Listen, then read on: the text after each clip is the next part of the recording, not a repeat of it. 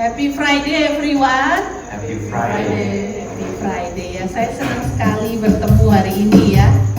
Karena saya tahu Tuhan itu baik memberkati kita tiap hari. Ada satu yang sebenarnya sungguh-sungguh berkat yang kita nikmati tiap hari, yaitu waktu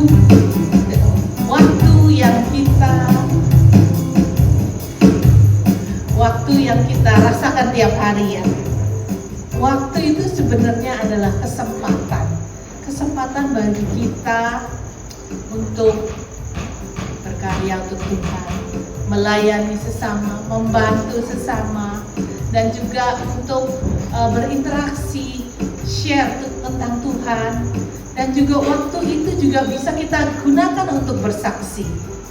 Jadi sebenarnya tiap hari adalah blessing bagi kita. Masih ada waktu, masih ada kita bisa menikmati hidup bersama keluarga kita, anak-anak kita, cucu-cucu kita. Mari hari ini saya ajak semua berdiri, kita menyanyi hari ini, harinya Tuhan. Hari ini, hari ini, harinya Tuhan, harinya Tuhan.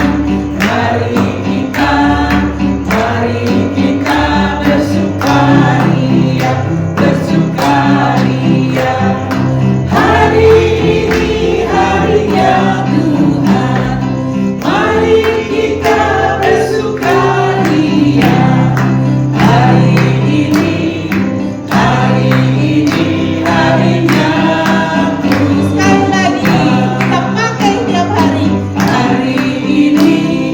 Hari ini harinya Tuhan, harinya Tuhan. Mari kita bersukaria, bersukaria. Hari ini harinya Tuhan, mari kita bersukaria. Hari ini harinya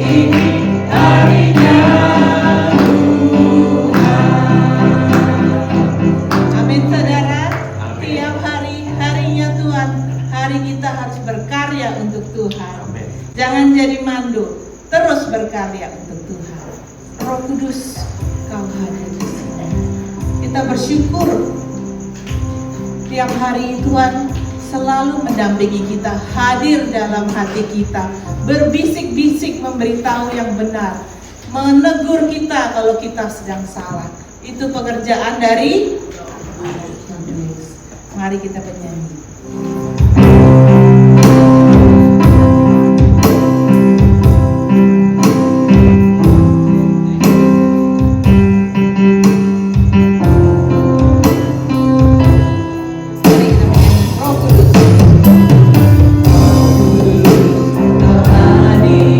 di sini. Roh Kudus, ku mengasihimu.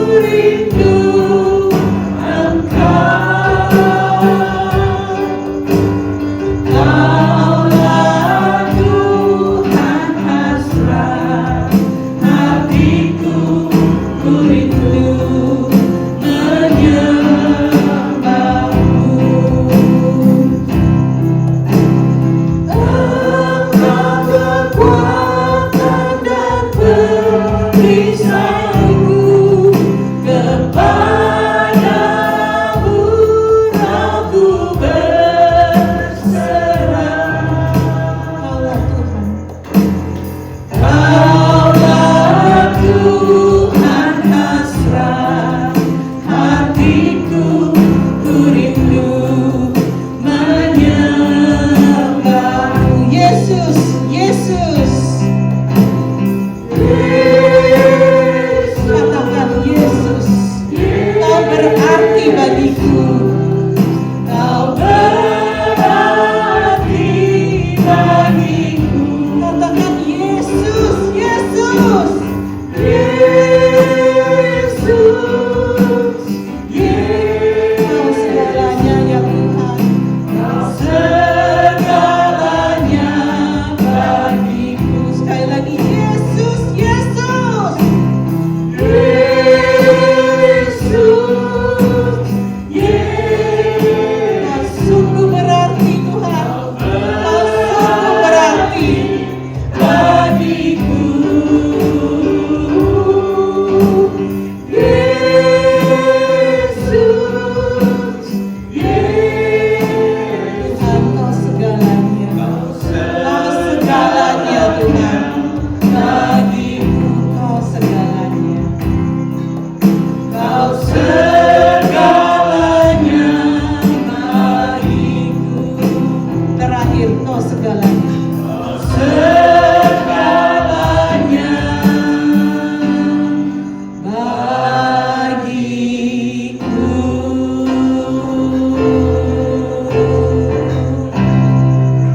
Mari kita berdoa. Bapa di sorga, kami mengucap syukur dan terima kasih Tuhan beri kami kesempatan lagi boleh berkumpul di Jumat ini untuk berdoa, untuk mendoakan orang lain, berdoa syafaat, melayani pekerjaan Tuhan, memuji nama Tuhan, bersekutu dengan kawan-kawan, membangun hubungan yang lebih akrab dan belajar firman.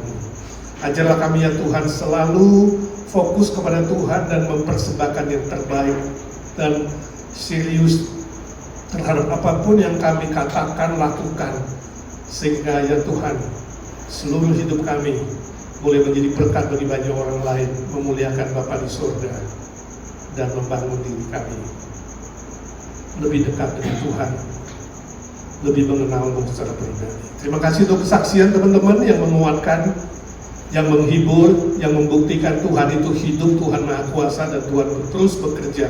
Kami yakin setiap kami ada di dalam tangan-Mu, Tuhan sedang berkarya membentuk pribadi kami.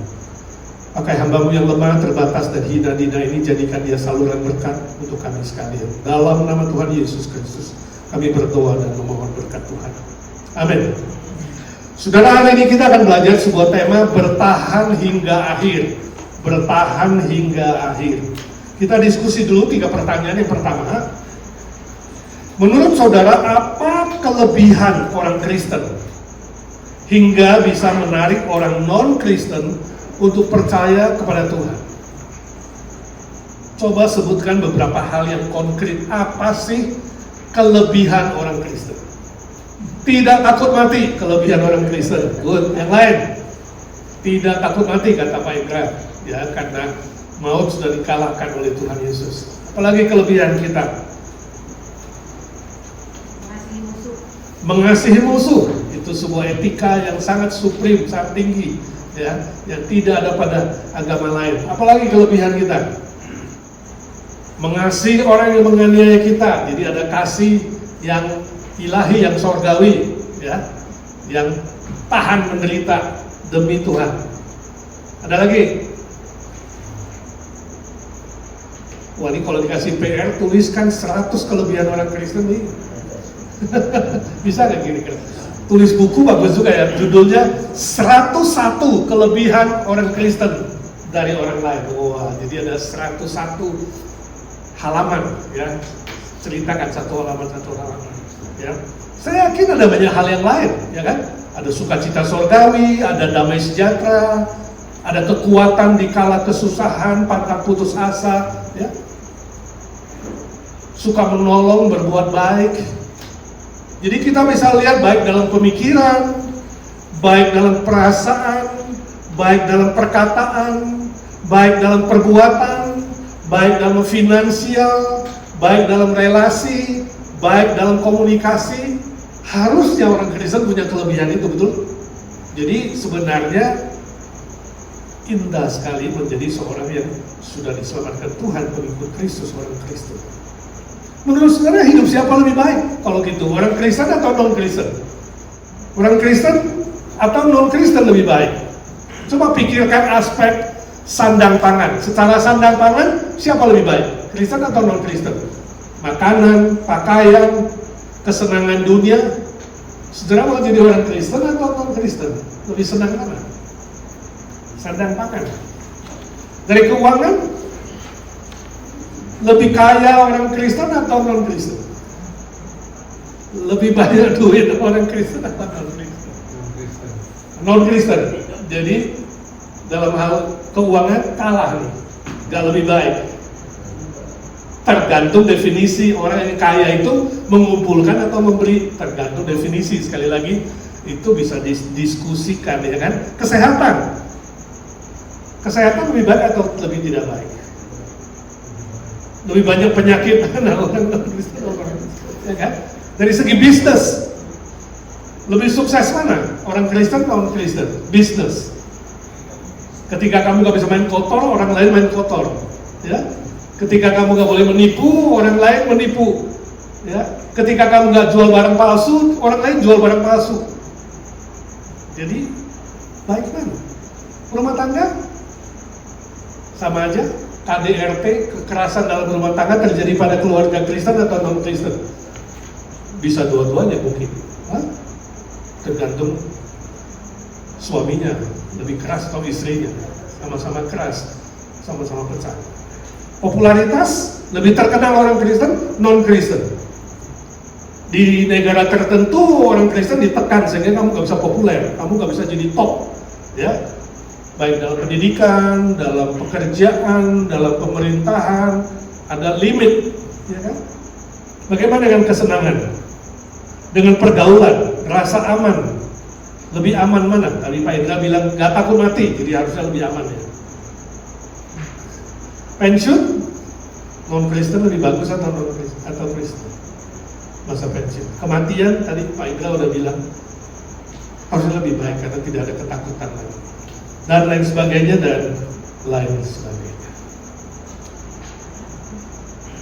Jadi tergantung definisi baik itu apa, tergantung definisi sukses itu apa, tergantung definisi kaya itu apa, ya.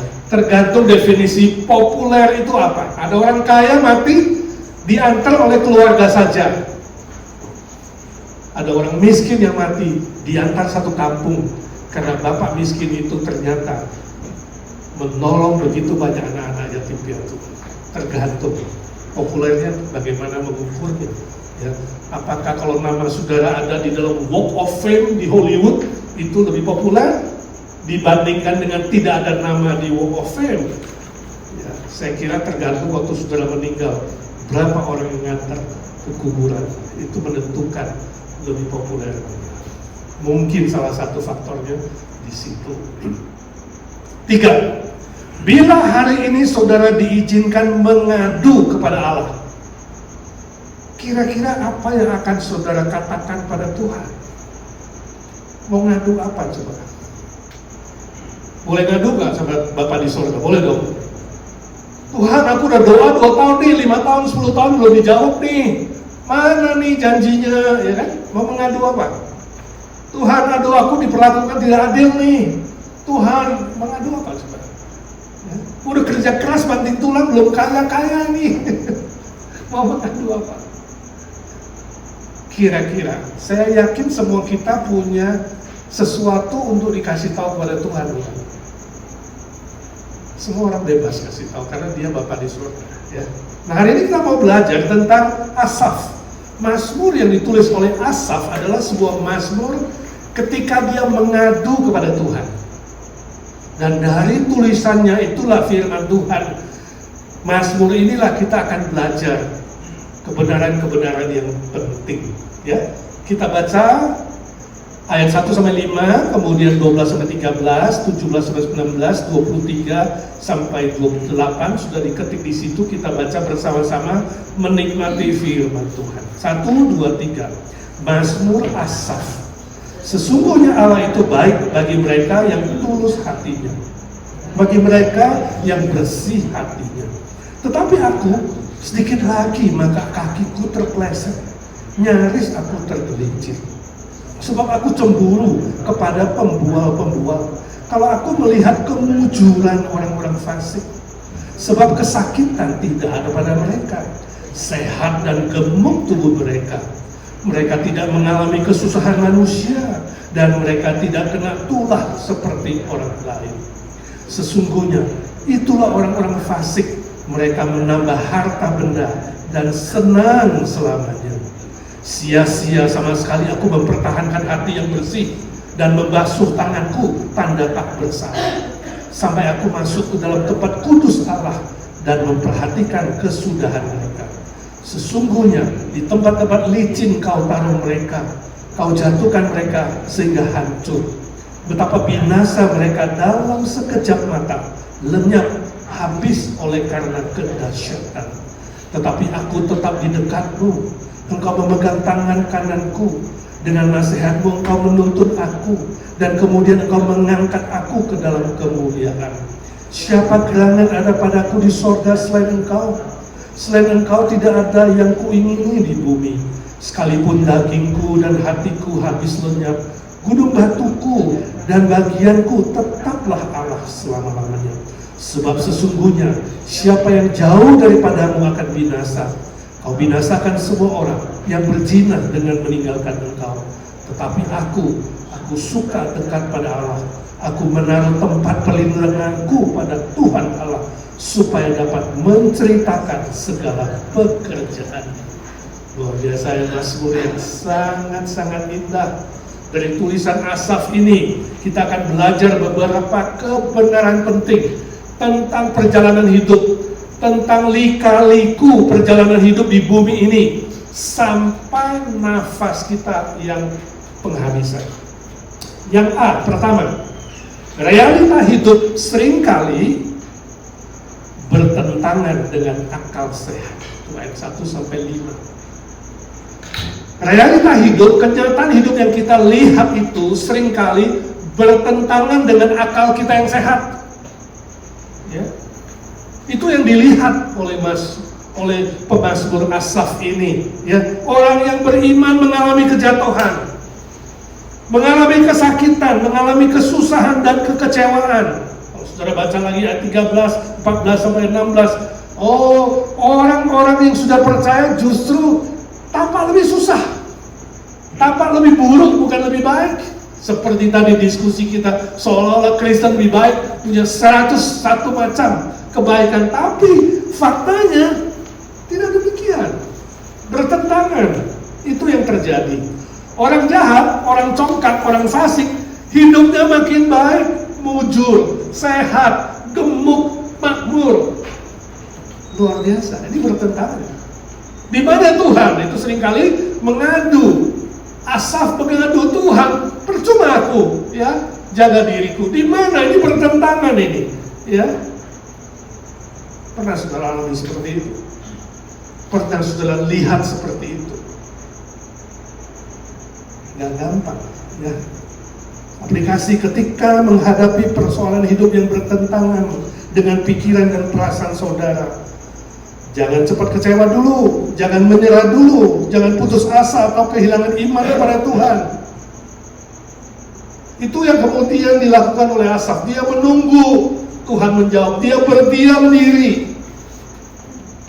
Harus belajar berdiam diri dan berdoa mohon hikmat Tuhan agar saudara tidak salah jalan. Ada orang melihat kenyataan hidup itu terbalik, kemudian akhirnya salah jalan, ikut jalan dunia, ikut jalan iblis. Oh, lebih senang gak percaya kepada Tuhan, lebih senang gak jadi orang Kristen, gak menghadapi cobaan, gak menghadapi ujian, ya kan? Sehingga bisa salah jalan. Minta hikmat, gak gampang, tapi minta hikmat dari Tuhan. Realita hidup yang bisa diubah minta kekuatan dari Tuhan untuk mengubahnya. Itu hikmat. Dan realita hidup yang tidak bisa saudara ubah, minta kekuatan untuk menerimanya. Ada hal-hal tertentu di bumi ini kita nggak bisa ubah, udah terjadi. Belajar menerima, walaupun nggak mengerti, walaupun bertentangan dengan pikiran. Sebab suatu saat nanti kamu akan melihat bagaimana karya Tuhan. Ada hal yang bisa diubah, ubah. Karena kesalahan diri, karena kelemahan diri, karena sesuatu kadang-kadang jadi salah. Kita harus berubah, berani berubah. Oh, gua nggak boleh jalan ini. Oh, gua nggak boleh minum ini. Gua nggak boleh makan ini. Saya nggak boleh melakukan ini. Saya harus stop ini. Lakukan itu, berubah. Itu hikmat. Orang hikmat adalah tahu mengubah yang bisa diubah dan tahu menerima apa yang nggak bisa diubah. Itu hikmat. Hikmat dari Tuhan. Suatu hari saya baptis seseorang. Gak sampai sebulan dia datang dan dia komplain, mengeluh, "Pak, bagaimana ini? Injil kan kabar baik, malah saya setelah terima Tuhan dibaptis, ini pencobaan bertubi-tubi. Anaknya sakit lah, suaminya sakit lah, usahanya tidak lancar lah, ya. Lalu menghadapi kesulitan ini, bertubi-tubi Pak ini. Dalam 1 bulan ini bertubi-tubi. Di mana Tuhan Yesus? Bukankah ya kabar baik itu Tuhan selamatkan aku dan berkati aku?" Pernah nggak saudara ketemu orang yang mengadu seperti itu, mengeluh bukan kepada Tuhan, tapi kepada apa Tuhan, kepada saudara? Mungkin dia suatu hari berkata seperti itu. Bagaimana saudara menjawab orang-orang seperti itu? Saya katakan, ibu sabar dulu. Kalau ditanya saya kenapa, saya tidak ada jawabannya. Tapi yang saya tahu, Tuhan itu maha baik, Tuhan itu maha kasih, Tuhan itu maha adil, tidak berubah. Itu pertama yang ibu harus pegang. Yang kedua ibu harus pegang, di bumi ini masih ada iblis. Kira-kira iblis senang nggak ibu dibaptis? Pasti dia tidak senang. Sebelum dibaptis kan saya sudah bilang, ya, bahwa kalau mengikut Tuhan tidak selalu lancar, iblis tidak suka, ya. Apalagi untuk orang yang baru buang berhala, saya bilang hati-hati, mungkin ini roh yang diusir bisa gak senang, tapi jangan takut, lawan. You harus bertahan, ya. Harus belajar tenang di hadapan Tuhan dan tetap bertahan dan berdoa dan tekun. Sama seperti orang yang baru belajar berenang, mau tenggelam, terusin, jangan stop berenang, terusin latihan. Lama-lama kamu terapung, air sudah gak masalah. Kalau iblis mengganggu kamu, menggoda kamu, mencobai kamu, kamu lawan dia dengan iman, kamu hadapi dia, lama-lama dia udah gak mengganggu, udah kebal. Dia ganggu kamu, kasih migrain dikit, sakit kepala, kamu datang beribadah, kamu datang berdoa, ya kan? Dia kasih kamu kelemahan, ada kesulitan dikit, kamu tidak quit, kamu tetap datang. Lama-lama iblis bilang, percuma ini. Coba 3 bulan saya bilang. Lihat dalam 100 hari, saya doain kamu. Apakah kamu mengalami kemenangan? Tapi saya minta kamu taat dan setia. Puji Tuhan, gak sampai 3 bulan dia bilang, "Pak, sekarang saya sudah bisa menang. Saya mengalami sukacita itu, damai itu, dan kekuatan dari Tuhan." Sama seperti yang dialami Asaf di sini. Dia gak mengerti. Pertama dia gak mengerti, ya kan? Kenapa bertentangan nih? Bukankah Tuhan janji orang yang tangannya bersih, orang yang tidak melakukan kejahatan pasti diberkati? Tapi sekarang makin susah. Pernah gak saudara ikut Tuhan makin susah? Makin melayani makin susah. Makin rajin mengasihi Tuhan makin susah. Jangan berhenti, tetap tenang, lawan segala cobaan dan ujian itu dengan iman yang kuat, maka saudara akan mengalami kemenangan. Yang B, ayat 17-19 orang benar akan menyaksikan keadilan Allah. Gak usah khawatir, keadilan Allah akan dinyatakan. Orang benar pasti akan menyaksikan keadilan Allah. Jangan cemburu dulu, jangan marah-marah dulu, jangan kesal dulu. Ada waktunya Tuhan menyatakan keadilannya. Nah, mata iman si pemazmur Asaf itu dibuka ketika dia tetap ke bait Allah. Dia tidak melarikan diri dari Tuhan, dia tidak melarikan dari penyembahan, dia tidak melarikan diri dari ibadah, dia tetap masuk ke bait Allah. Dan di situ, di bait Allah itulah dia menyaksikan kekudusan Allah, sifat Allah, kebaikan Allah, keadilan. Dia melihat itu. Oh, Tuhan yang begitu maha kudus, yang patut disembah dan dipuji. Siapalah aku, debu ini? Apakah aku layak bertanya kenapa kepadamu? Apakah aku layak seolah-olah mengatakan Tuhan tidak adil? Kenapa bertentangan? Dia merasa kecil ketika ada di bait suci. Ketika ada di bait Allah, dia merasa tidak ada apa-apanya. Ya. Sebab akhir hidup manusia itulah kuncinya.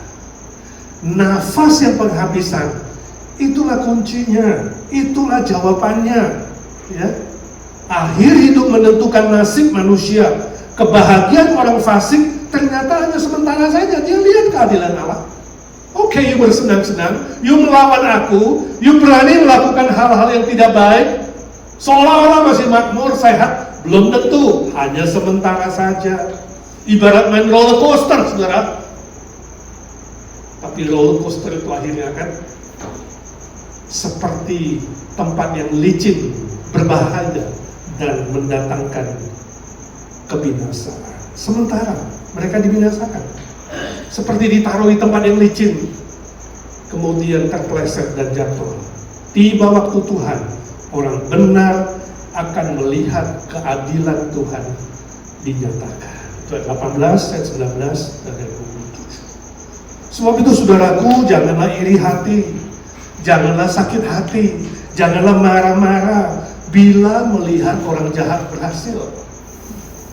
Bila melihat pendusta, penipu, orang-orang yang sengaja melawan Tuhan itu seolah-olah lebih sukses, lebih senang, lebih gemuk, gak usah marah, iri hati atau sakit hati. Semua itu ibarat mimpi hampa. Pemazmur menyadari dirinya yang sakit hati adalah ibarat binatang yang dungu. Itu sudah bisa baca ya, 20-22. Oh, bodohnya aku seperti binatang yang goblok dungu. Kenapa aku menyalahkan Tuhan dan mengadu kepada Tuhan? Ya, itu kesadaran dia. Jadi belajarlah mengevaluasi motif saudara dalam beriman kepada Tuhan selama ini. Apa sih tujuan saudara? Goal? Apa sih motivasi saudara dalam mengikut Tuhan Yesus? Motif itu ada dalam hatimu. Goal itu ada yang di luar, eksternal, mencapai tujuan. Kamu ikut Tuhan Yesus karena apa? Karena mau sehat? Karena mau kaya raya secara materi? Karena mau bersenang-senang secara duniawi? Karena apa? Apa yang ada di dalam? Ya, keserakahan? Keinginan daging? Apa yang di dalam yang drive kamu mengikut Tuhan? Untuk mendapatkan tujuan-tujuan duniawi? Apakah itu? Kalau saudara pulang nanti ada waktu baca Yohanes pasal 6. Yesus menegur para murid dan orang banyak. Yesus bilang, kamu ikut aku karena kamu ingin makan roti. Mereka baru makan roti sampai kenyang. Jadi ada ikut Tuhan karena materi, pengen makanan, jasmani. Kamu ikut aku karena mau melihat mujizat. Oh, senang ikut Tuhan, kenapa? Oh, ada show. Yesus seperti show, bikin mujizat. Kalau gak ada mujizat nanti tinggalkan Tuhan. Kalau gak ada kekayaan, gak ada dunia, nanti tinggalkan Tuhan. Dia juga tegur orang-orang banyak, kamu ikut aku karena ingin mendapatkan pengetahuan. Khususnya orang-orang Yunani yang berfilsafat, cuma ingin dapat knowledge, membesarkan otakmu. Ikut Tuhan itu karena apa? Karena ingin membesarkan otak. Dan kemudian jadi tukang kritik. Ada orang-orang begitu di gereja kan, dengar khotbah bukan untuk dirinya tapi untuk orang lain. Bagus Pak, dari khotbahnya untuk istri saya cocok banget. Khotbah hari ini pas Pak, mertua saya kalau datang kena dia. Gak pernah dengar khotbah untuk dirinya. Kenapa? Untuk knowledge dia kemudian menyerang orang lain. Atau mengkritik pengkhotbah. Khotbah apaan itu? Saya aja bisa khotbah seperti itu, lebih bagus lagi. Oh, motifnya salah. Lalu Yesus tanya kepada para murid, kamu juga mengikut aku karena apa? Karena mereka yang lain ditegur pada pergi. Jadi zaman Yesus juga udah banyak yang ditegur, gak senang langsung pergi. Sekarang aja. Yesus tanya kepada murid-murid, Yesus bilang, kamu tidak akan pergi juga? Untuk apa ikut aku? Lalu Petrus menjawab, ya kan? Padamu ada kehidupan yang kekal. Engkau anak Allah yang maha hidup, maha tinggi. Saya harap hari ini kita mulai memurnikan motivasi kita mengikut Tuhan. Motivasi yang di dalam. Sungguhkah saudara karena kekayaan duniawi, karena kedagingan, karena materi, atau karena kamu mencintai Tuhan sebab Dia lebih dulu mencintai? Cinta itu kunci, ada di hati. Why you ikut Tuhan? Why bisa setia? Di dalamnya ada cinta. Bukan cintanya kita, cinta yang Tuhan taruh di dalam. Cinta yang membuat kita mencintai Tuhan dan mencintai manusia-manusia yang belum diselamatkan. Kasih Kristus terlalu besar. C yang terakhir, beriman dan bertahan hingga akhir. Bertahan hingga akhir adalah kunci kebahagiaan. Ayat 23 sampai 28. Beriman lebih mudah kelihatannya daripada bertahan, bukan? Memulai sesuatu itu baik, tapi mempertahankan sampai akhir itu gak gampang. Melayani Tuhan pada awalnya berkobar-kobar kelihatan hebat, tapi belum tentu. Lihat dulu 3 bulan, lihat dulu 6 bulan. Itu sebabnya di agensi yang mau melayani Tuhan, kita buat sebuah peraturan. Ibadah dulu 6 bulan dengan setia. Kemudian baru mulai melayani. Karena bertahan itu adalah pelajaran yang lebih sulit daripada memulai. Beriman kepada Tuhan, dengar KKR bisa langsung percaya, kemudian didoakan altar call, tapi bertahan dalam mengikut Tuhan sampai nafas penghabisan, itu sebuah pelajaran yang tidak mudah tapi bisa. Itu yang dialami oleh Asaf di sini. Akhir pergumulan pemazmur adalah tetap setia beriman, hidup dengan Tuhan melalui firman-Nya. Dia mengatakan, aku akan tetap pegang firman-Mu, aku merasakan kebahagiaan itu, aku merasakan sejahtera itu, aku merasakan kedekatan dengan Tuhan. Dan pemazmur mengatakan, suatu hari dia kelak akan dimuliakan. Ini proses sanctification, proses permuritan kita. Begitu beriman kepada Tuhan, begitu mengaku dengan mulut dan percaya di hatimu Yesus adalah juru selamat, kamu dibaptis oleh Roh Kudus menjadi warga kerajaan sorga. Pada detik yang sama Roh Kudus dikirimkan di hatimu dan mulai memimpin kamu masuk dalam proses pengudusan. Sanctification process itu progresif, terus maju, dinamis, terus maju. Ya. Ujungnya adalah apa? Pemuliaan, glorification. Ketika menghembuskan nafas yang terakhir. Hanya orang yang bertahan sampai akhir akan mengalami pemuliaan, glorification ketika bertemu dengan Kristus. Ada yang pelan, ada yang lambat dalam proses ini. Jangan bandingkan dengan orang lain. Tuhan bekerja di setiap kita secara unik. Jangan paksa orang lain seperti kamu, jangan paksa diri seperti orang lain. Kok dia gak seperti saya ya? Saya aja datang sejam sebelumnya, dia datangnya pas-pasan. Jangan membandingkan diri. Kok dia gak seperti si Anu ya? Ini kan dia harusnya udah lebih lama. Kok begitu modelnya? Bukan posisimu untuk menunjuk orang lain. Tapi katakan, Tuhan, aku sudah berapa tahun ikut Engkau. Proses aku Tuhan, secara unik. Dengan cara Tuhan, dengan waktu Tuhan, dengan gayanya Tuhan. Gak bisa dibandingkan dengan orang lain. Setiap kita masuk ke dalam proses sanctification itu unik sekali. Itu sebabnya permuritan itu gak bisa seragam, harus berbeda, sesuai dengan pergumulan kita, sesuai dengan konteks latar belakang kita, sesuai dengan perjalanan kita mengikut Tuhan, baik secara pengetahuan, secara emosi, secara kehendak, dan juga aspek-aspek lainnya. Tapi yang pasti pemazmur yakin dia akan dimuliakan, dan dia bertekad untuk menceritakan pekerjaan Tuhan. Kalau kamu tahu suatu hari kamu menerima piala itu, bahkan bukan hanya penerima piala, itu juara, itu pemenang. Kita itu lebih dari pemenang, kita pemberi piala, the owner. Kita pemilik kerajaan sorga yang akan dimuliakan. Maka tugas kita di bumi ketika masih ada nafas itu adalah bercerita pekerjaan Tuhan. Aduh Pak, gue pemalu nih Pak, gak bisa cerita. Aduh gue gak bisa Pak, mulut saya kaku. Gak mungkin, kalau kamu mengalami pasti bisa cerita. You gak usah cerita Alkitab, cerita pengalaman bersama Tuhan. Itu bisa cerita karena kamu alami. Seperti kamu makan durian enak, you bisa cerita kan? Enak lo musang king, ya kan? You makan sayur lodeh enak, lontong cap gome enak, enak lo lontong cap gome masakan si Sandy, kita makan. Masa cerita itu gak bisa? Cerita apa yang Tuhan kerjakan. Cerita apa yang kamu alami, nggak usah cerita seperti Pak Edi berkhotbah atau seperti A, seperti B, seperti C. Sekali lagi jangan membandingkan diri. Ceritakan apa yang kamu alami bersama Tuhan. Cerita apa yang Tuhan lakukan di dalam hidupmu. Itu sudah cukup. Itu namanya bercerita. Kenapa? Kalau kamu tidak bercerita artinya apa? Kamu digoda untuk mencuri kemuliaan Tuhan itu. Sebab kreditnya kamu ambil. Jasanya Tuhan kan, tapi lu gak cerita.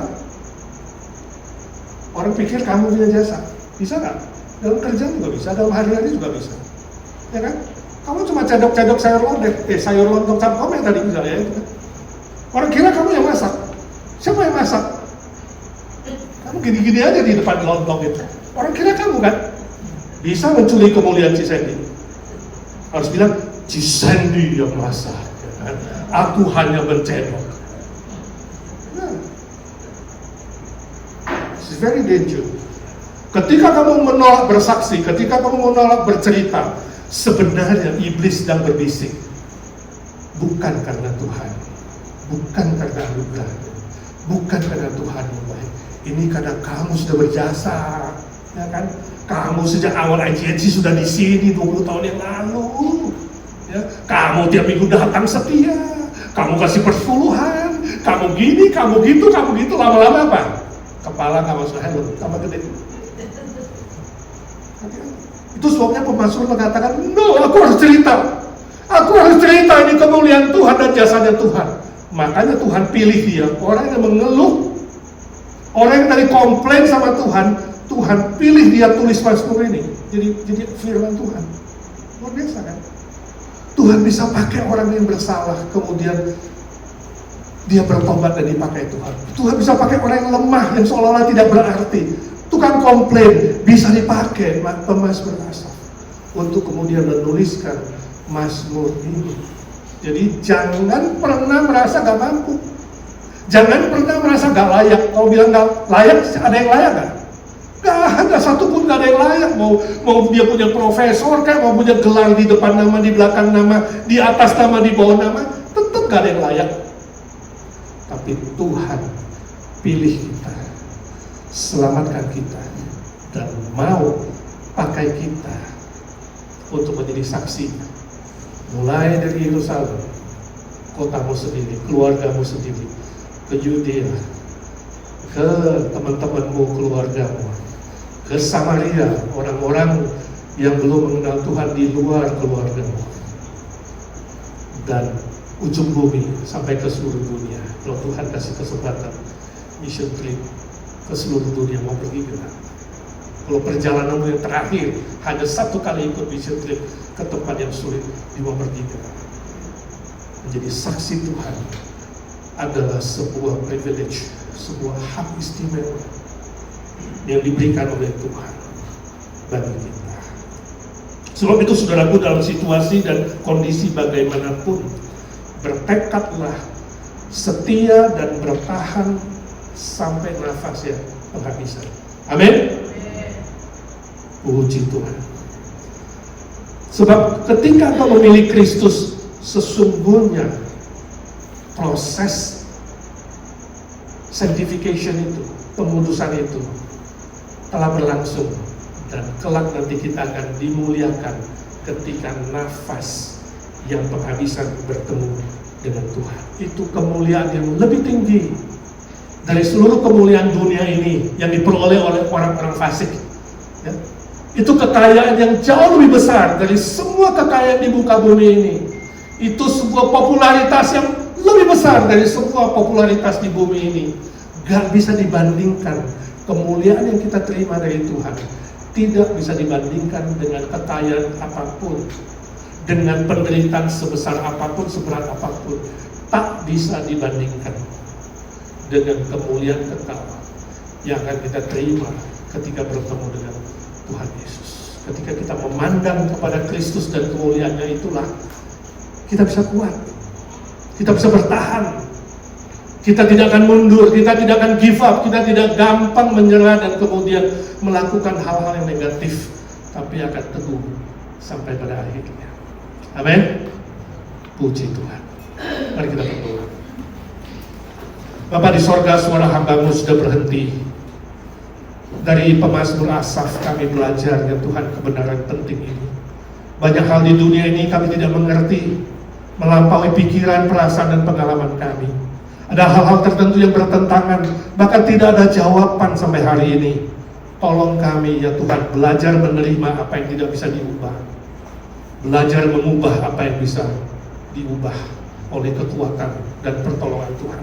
Tolong kami bertahan dalam segala situasi, tetap setia beriman, bertahan hingga akhir, karena kami tahu kemuliaan yang akan kami terima melampaui semua penderitaan, kesusahan, sakit penyakit, dan melampaui semua kekayaan, popularitas, dan godaan-godaan daya tarik dunia dan tawaran-tawaran dari si jahat. Oh Tuhan, ajar kami fokus kepadamu Tuhan Yesus yang lebih dulu mengasihi kami, sehingga kami mengikut Engkau dengan motif yang benar, yaitu mengasihi Tuhan dan demi mengasihi sesama, dengan tujuan yang benar, yaitu memuliakan Bapa di sorga dan menantikan kemuliaan yang sempurna yang tak ternilai itu ya Tuhan.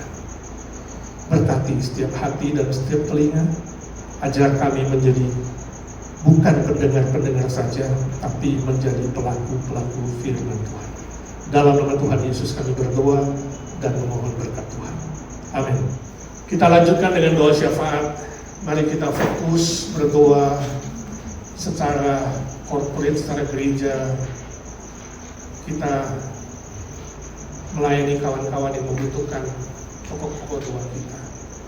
Allah kuasa melakukan segala perkara.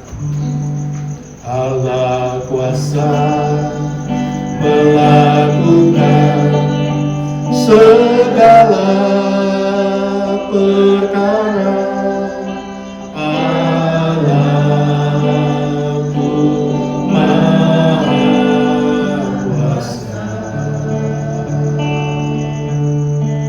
Dia ciptakan seisi dunia, atur segala masa.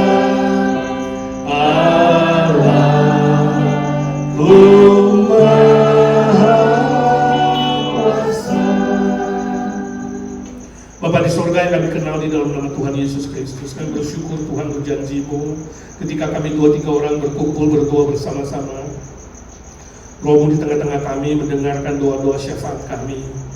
Kami rindu dengan sehati berdoa untuk kawan-kawan yang lemah tubuh dan sakit. Ya Tuhan, Kau sendiri yang memberkati Esther Vences yang sakit di hipnya karena dia keseleo, juga pinggangnya Tuhan jamah, tumpangan tangan sekarang dia sulit duduk. Tuhan Kau sendiri yang menolong, menguatkan.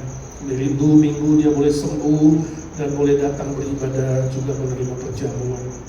Kami juga doakan Yanti yang juga jatuh dan pinggangnya sakit. Tuhan Kau tumpangkan tangan-Mu, pulihkan dia secara sempurna sehingga tidak mengganggu hidupnya, aktivitasnya, dan juga pelayanannya. Kami berdoa untuk Bu Nina Panginda ya Tuhan yang barusan sejeri mata. Kami berdoa Tuhan jamah tumpangkan tangan-Mu, pulihkan di masa pemulihan ini agar lebih cepat dia bisa melihat lagi dengan jelas dan baik. Dan kami juga doakan persiapan surgery bladdernya untuk Oktober yang akan datang. Siapkan dia secara fisik, mental, dan rohani ya Tuhan. Kami terus berdoa untuk Ibu Evi Tamarindang dalam masa pemulihannya. Tuhan sembuhkan dengan sempurna. Tuhan kasihani dia waktu lemah, Tuhan kuatkan. Dan Tuhan Kau sendiri yang menjamah tempat-tempat yang sakit. Kami doakan Anton Warau juga dalam proses kimo melalui pil yang diminum. Tuhan berkati obat yang diminum dan jauhkan dia dari semua side effect. Kami bersyukur untuk adiknya Ingrid Christopher, ya Tuhan, yang sudah membaik dan boleh pulang ke rumah. Kami bersyukur Tuhan terus memberkati dia sehingga dalam speech terapinya dia bisa tambah maju, bisa berbicara dengan lebih lancar. Kami bersyukur untuk Meiske yang kolonoskopi, Tuhan pulihkan kesehatannya, jauhkan dari semua sakit penyakit. Juga Melki, ya Tuhan, Tuhan jamah baik itu levernya, jantungnya, beri dia kesehatan yang prima, dan dia rindu mendapatkan sebuah pekerjaan Tuhan. Di tengah-tengah sulitnya pekerjaan Tuhan, bagimu tiada yang mustahil. Kau berkati dia dengan sebuah pekerjaan yang tidak mengganggu kesehatannya dan tidak mengganggu ibadahnya, ya Tuhan.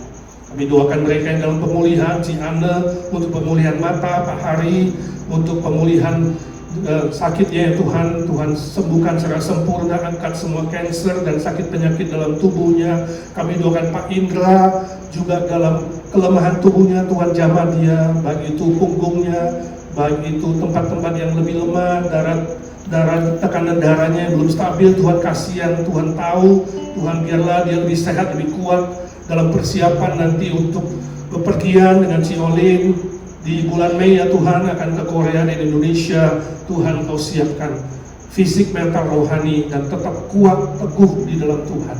Kami berdoa terus untuk remaja kami Arthur Palar, ya Tuhan. Dia rindu boleh sembuh secara sempurna sehingga bisa diterima di sekolah Alkitab. Tuhan buka jalan supaya dia digembleng menjadi hamba-Mu, ya Tuhan. Juga adik Charlie, Tuhan curahkan kuasa-Mu yang ajaib bagi dia. Noah untuk kesembuhan jantungnya masih satu titik, ya Tuhan. Cara dan waktu Tuhan, kami yakin Tuhan sudah memulai pekerjaan baik. Tuhan akan meneruskan dan menggenapinya. Juga anggota jemaat lain yang sakit, yang lemah tubuh, ya Tuhan, Engkau menjamah, Engkau menyembuhkan oleh kuasa darah-Mu, Tuhan, dan bilur-bilur-Mu yang ajaib, ya Tuhan. Curahkan mujizat-Mu untuk para senior kami, Kompol Wardana yang lemah tubuhnya, Tuhan tumpangkan tangan, sembuhkan, pulihkan agar dia kuat, boleh terus menjadi berkat bagi para senior kami. Kami serahkan semua senior-senior kami, ya Tuhan. Tante Lucy, Tante Isha, Tante Aiwati, Tante Sumi, dan juga Tante Nelly yang kemarin kami dengar dia jatuh, ya Tuhan. Tuhan pulihkan dia, Tuhan sembuhkan dia. Juga Ci Irene, Ci Rostin, Ci Eti, dan senior-senior lainnya, ya Tuhan. Tuhan, biarlah Kau menjadi sahabat mereka di kala kesepian. Kau menguatkan mereka di kala lemah. Kau menyertai keluar masuk mereka, bangun dan tidurnya mereka, makan dan beraktivitasnya mereka. Tuhan sertai. Berkati anak, mantu, cucu, takut akan Tuhan, hormat orang tua, dan juga boleh setia memelihara orang tua mereka. Kami doakan Ci Silvi, Tuhan dalam pemulihan tubuhnya, Tuhan kasihani dia. Tuhan jamah dia dengan kuasa-Mu, beri dia kekuatan sehingga tiap minggu dia bisa beribadah. Kami bersyukur Tuhan juga menyelesaikan kesaksiannya. Doakan Pak Humphrey yang mendampingi, beri kesetiaan, beri kekuatan ekstra dari Tuhan. Terima kasih Tuhan, terima kasih. Bagi manusia seringkali kami melihat hal-hal yang mustahil, tapi bagi-Mu tiada yang mustahil, ya Tuhan. Curahkan mujizat-Mu, ya Tuhan, curahkan mujizat-Mu. Curahkanlah kuasa-Mu, Tuhan. Mujizat terjadi di tempat ini. Curahkanlah kuasa-Mu, Tuhan. Mujizat terjadi sekarang ini. Terima kasih Tuhan, kami doakan pelayanan IGNC. Tuhan berkati para majelis, aktivis yang melayani Tuhan. Biarlah punya motivasi yang murni, mengasihi Tuhan dan memuliakan Bapa. Berkati seluruh jemaat IGNC tetap kompak, tetap sehat, setia dalam ibadah dan saling mengasihi dan saling mendoakan. Kami doakan acara Mother's Day sudah dekat. Tuhan menolong panitia boleh mempersiapkan dengan baik. Kami doakan KKR kenaikan Kristus pada tanggal 14, ya Tuhan. Kau juga mempersiapkan supaya ada jiwa-jiwa yang diperbaharui, yang diselamatkan. Juga KKR setiap bulan, ya Tuhan, kami tidak bosan-bosan terus memberitakan Injil dan memberitakan pembaharuan di dalam Kristus. Tuhan, berkaryalah, kirimkan jiwa-jiwa baru ke IGNC, ya Tuhan. Jadikan IGNC gereja yang berbuah, gereja yang bertumbuh secara jumlah, kuantitas, juga secara mutu dan kualitas ya Tuhan.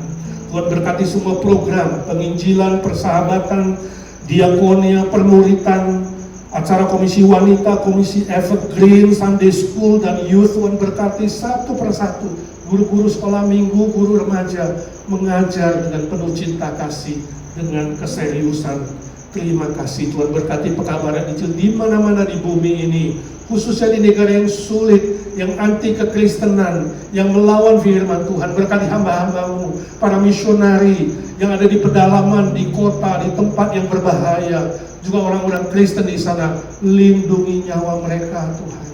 Biarlah Tuhan beri cerdik seperti ular, tulus seperti merpati, boleh setia menceritakan karya Tuhan. Terima kasih Tuhan, terima kasih. Kami doa untuk Indonesia, ada saudara, famili, andai tolan kami di sana. Tuhan lindungi, Tuhan pelihara. Yang sudah mengenal Tuhan, mereka setia mengikut Tuhan dengan benar. Yang belum mengenal Tuhan, biarlah dengan cara dan waktu Tuhan mereka mendengar Injil dan diselamatkan oleh Tuhan. Berkati pemerintah, beri kestabilan politik, ekonomi, keamanan, dan juga semua aspek lain kesejahteraan rakyat. Pemerintah lebih punya tanggung jawab moral yang tinggi. Rasa takut akan Tuhan menjalankan pemerintah yang baik, adil, dan sejahtera. Kami doakan Amerika, perang dengan Iran belum selesai, Tuhan kasihani. Kasihani juga Presiden Trump yang dicoba untuk dibunuh, tapi dia dibebaskan oleh Tuhan. Tuhan berkati dia takut akan Tuhan, pegang firman Tuhan, keadilan Tuhan, kebenaran Tuhan. Beri bijaksana bersama seluruh kabinetnya, supaya Amerika terus menjadi pionir yang menyuarakan kebenaran. Terima kasih Tuhan, terima kasih.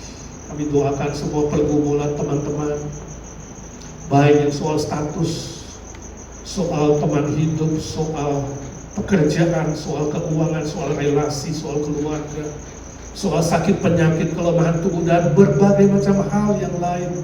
Tuhan Kau sendiri yang mengasihani dan mendengarkan setiap doa secara pribadi ya Tuhan. Yesus, Yesus, dengar doaku, janganlah Tuhan ampuni, berilah berkat-Mu. Dalam nama Tuhan Yesus Kristus, kami berdoa dan memohon berkat dan mujizat Tuhan. Amin, amin. Bapak terima kasih. Bapak terima kasih. Bapak terima kasih. Bapak di dalam surga, Ku beri terima kasih.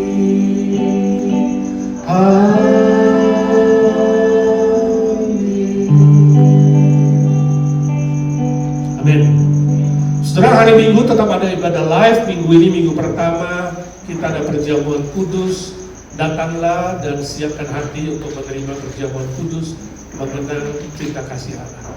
Tuhan memberkati saudara.